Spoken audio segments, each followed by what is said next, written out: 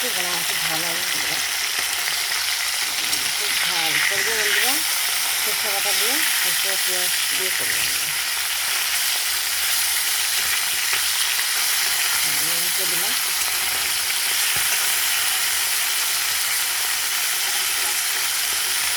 একটা বাচ্চা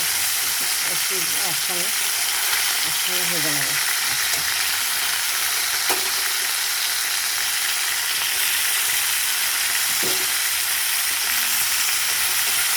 ভোলা মাছ খেতে ভালোবাসে বন্ধুরা।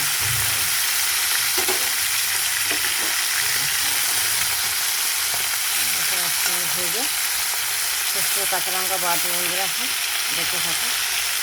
এই বন্ধুরা সরষে নিয়ে নেবো,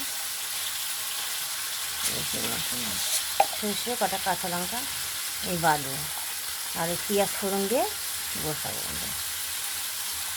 বেশি লঙ্কা তো এগুলো জেলে রাখা লঙ্কা তো ঝাল আছে বন্ধুরা। মাছটা ভাজা হয়ে যাচ্ছে।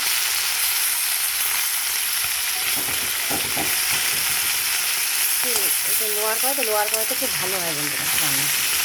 ভাজাভুজি তো সুন্দরই হয়, খুব ভালো হয়। একটু কালো হয়ে যায় তরকারি এগুলো একটু বেশি রাখলে।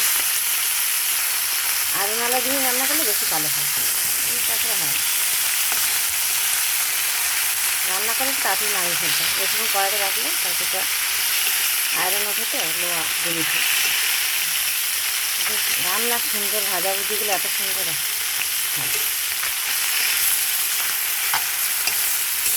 মাছটা ভাজা হয়ে গেছে বন্ধু রেখেছে।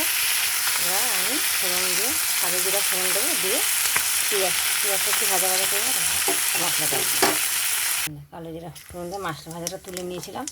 কালো জিরা ফোড়ন দিয়ে পেঁয়াজটা দিয়ে দিলাম।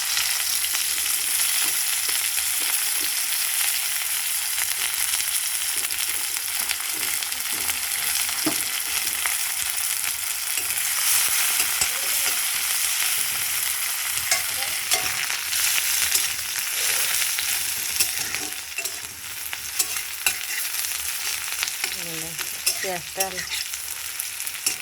হয়ে গেছে, আর একটু হবে লাল লাল।